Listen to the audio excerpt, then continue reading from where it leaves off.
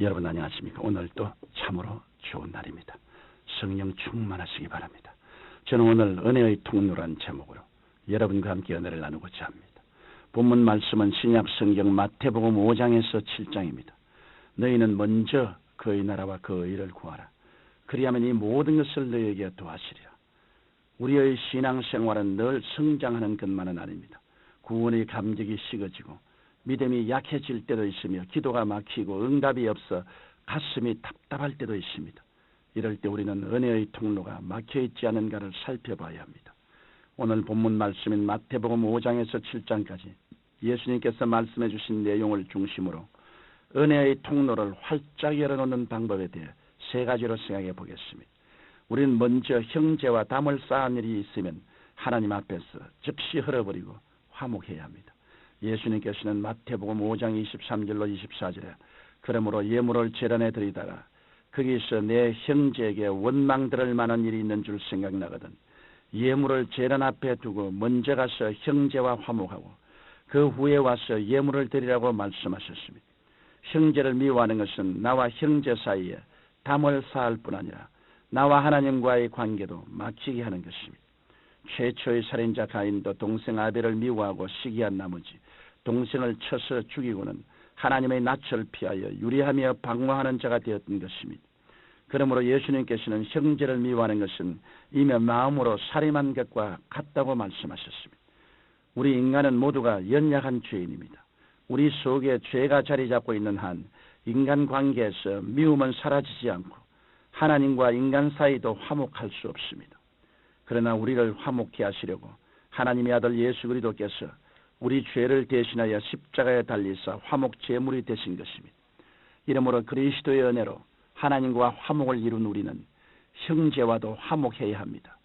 성경 고린도후서 5장 18절로 19절에 모든 것이 하나님께로 났나니 저가 그리스도로 말미암아 우리를 자기와 화목케 하시고 또 우리에게 화목케 하는 직책을 주셨으니 이는 하나님께서 그리스도 안에 계시사 세상을 자기와 화목케 하시며 저희의 죄를 저희에게 돌리지 아니하시고 화목케 하는 말씀을 우리에게 부탁하시느니라고 말씀하셨습니다.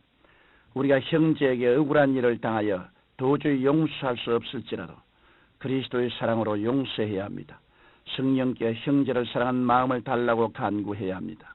나 같은 죄인을 위해 십자가에서 고초와 수욕을 당하신 예수 그리스도를 본받아 우리가 먼저 인간관계에서 맺힌 것을 풀어나가야 합니다. 이와 같이 우리가 땅에서 원수를 용서하고 형제를 사랑할 때 하늘에서도 은혜의 통로가 활짝 열리게 되는 것입니다.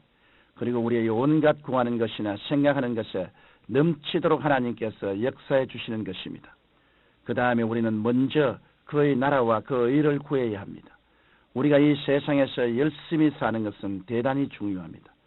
그러나 그보다도 하나님의 나라와 의를 구하는 일은 더 중요한 일입니다.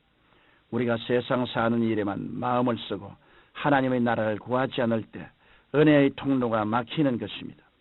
성경 마태복음 6장 31절로 33절에 그러므로 염려하여 이르기를 무엇을 먹을까 무엇을 마실까 무엇을 입을까 하지 말라. 이는 다 이방인들이 구하는 것이라. 너희 천부께서 이 모든 것이 너희에게 있어야 할 줄을 아시느니라. 너희는 먼저 그의 나라와 그 의를 구하라.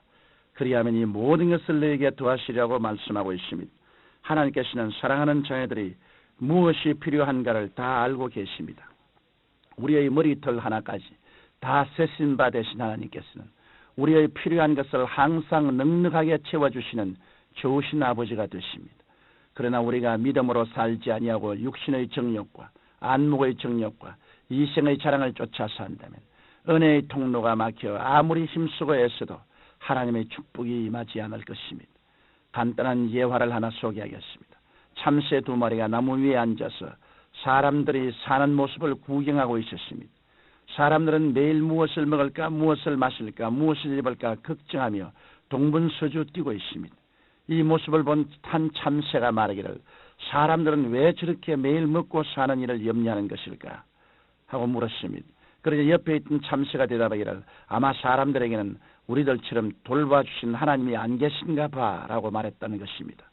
이러므로 여러분이 수고하고 무거운 짐을 모두 주님 발 아래 내려놓고 먼저 그의 나라와 그 의를 위해 살아갈 때 하나님께서 여러분을 책임져 주시고 때를 따라 풍성한 복을 내려주시는 것입니다. 우리가 사람과 막힌 것을 헐고 하나님 중심으로 섰으면 그 다음에는 내 자신을 항상 돌보아 낮아져야 합니다. 마지막으로 하늘의 신령한 은혜의 통로를 막아놓는 일은 형제를 비판하는 일입니다.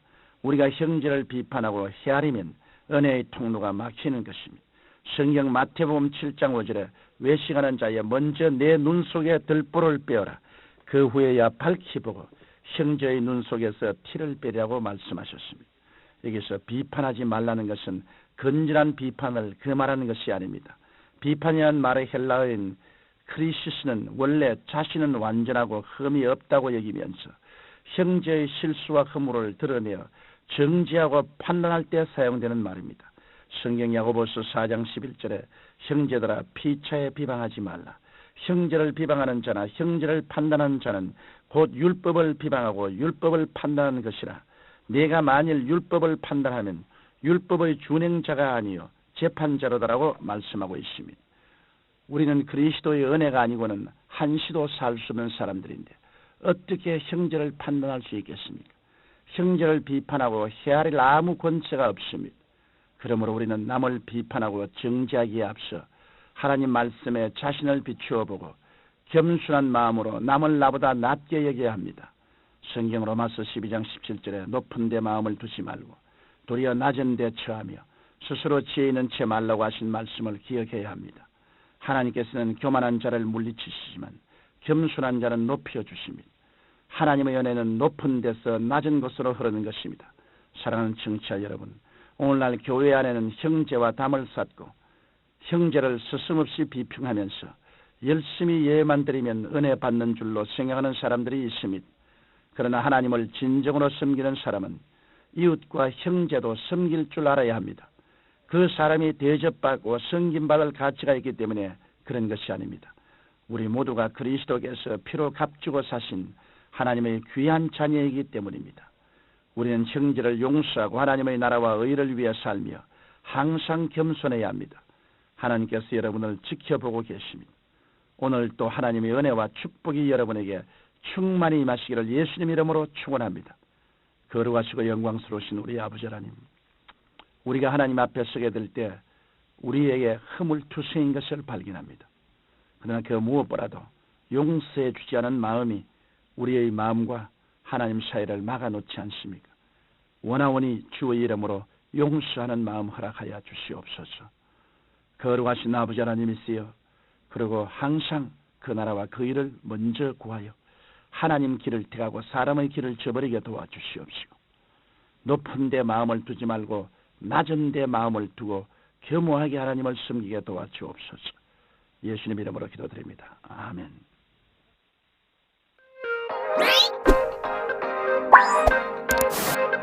What?